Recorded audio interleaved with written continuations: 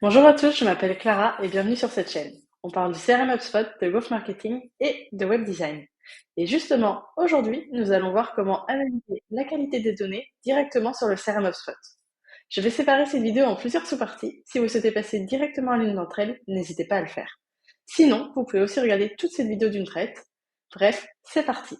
Donc, avant d'entrer directement dans le vif du sujet, il est important de repréciser pourquoi il faut analyser la qualité de ces données.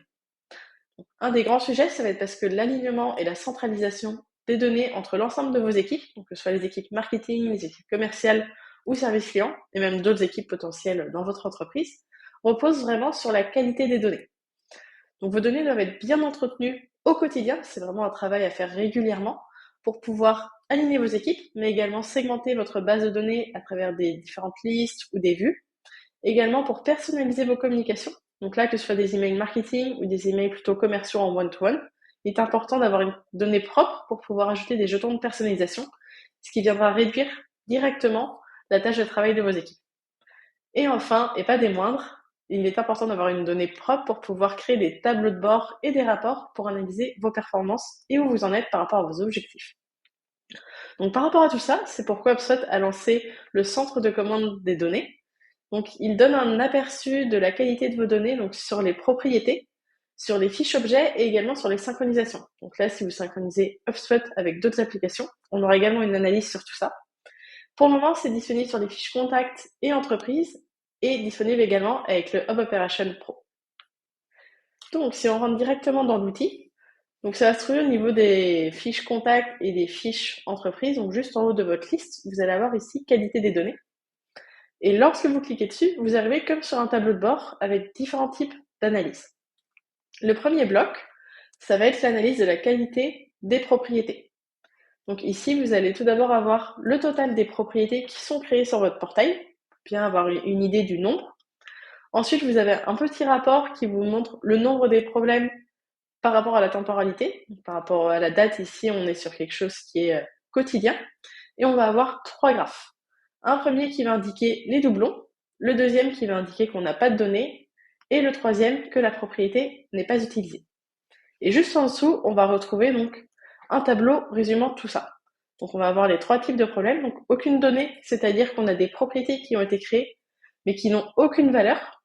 Donc par exemple, si on a 1000 fiches contact, on aurait 168 propriétés qui n'auraient aucune valeur sur ces fiches contact. Non utilisées, donc là on peut voir qu'on en a 276. Donc c'est des propriétés qui vont avoir été créées, où on peut avoir certaines valeurs, mais qui sont utilisées nulle part. Elles ne sont pas utilisées dans les listes, dans les workflows, dans les rapports et tableaux de bord, dans les vues, ni dans les formulaires. Elles sont juste créées, peut-être pour être juste affichées sur les fiches contacts, mais c'est tout. Et elles ne sont pas non plus présentes donc, dans les formulaires de création des contacts ou formulaires de création des entreprises. Et enfin, on a un troisième type de problème qui est les doublons, où là c'est HubSpot qui va détecter qu'une propriété ressemble à une autre déjà créée.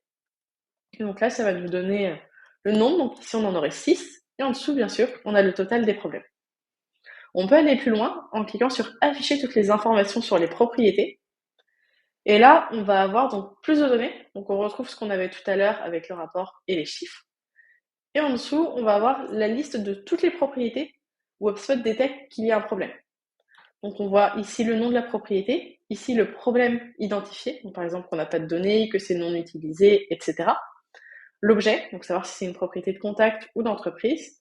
Et après, quelques informations donc, sur quand elle a été mise à jour, par quelle source, le taux de remplissage.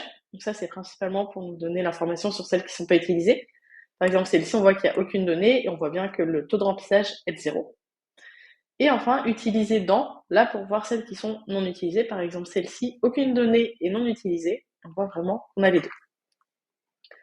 Donc on peut filtrer directement ici par les types de problèmes, par les types d'objets, également si on veut juste voir les propriétés de contact où il y a des problèmes.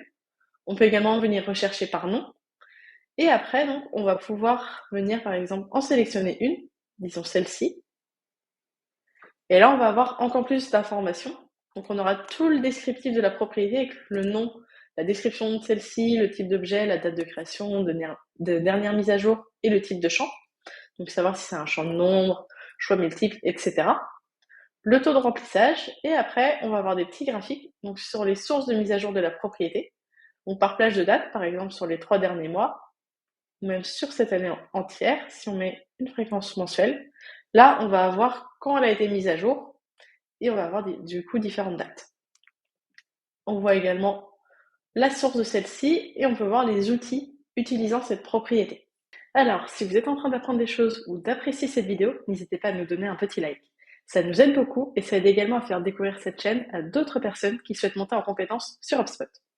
Surtout, si vous êtes débutant et que vous souhaitez aller plus loin dans l'usage d'HubSpot, il y a notre média et ses contenus disponibles en lien directement dans la description.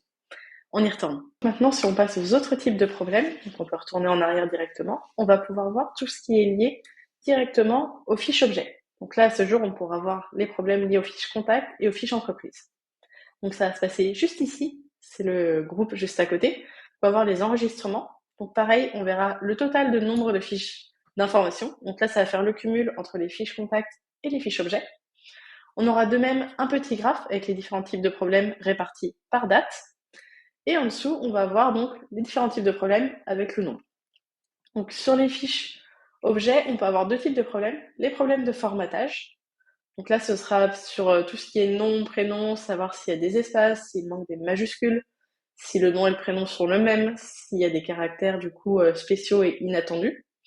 Ça peut également être sur les fiches email, si HubSpot détecte que ce n'est pas une adresse email valide ou qu'il manque du coup peut-être le .com, le .fr, etc. Ça va nous l'indiquer. Et on va avoir les doublons, où là on peut avoir deux adresses email différentes, mais HubSpot via le nom, le prénom ou d'autres informations va détecter que ça peut être soit la même personne, soit la même entreprise. Donc là, ça, pareil, ça va nous donner des informations. Donc là, on peut cliquer pour aller plus loin. Donc par exemple, les problèmes de formatage. On peut afficher, et là on va arriver sur ce tableau qui va nous permettre de venir voir donc les problèmes qui ont été détectés.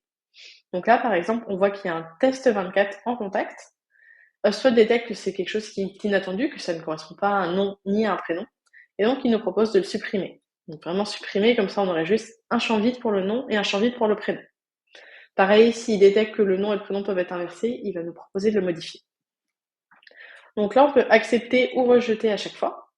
On peut également venir directement mettre en place des automatisations depuis cet outil.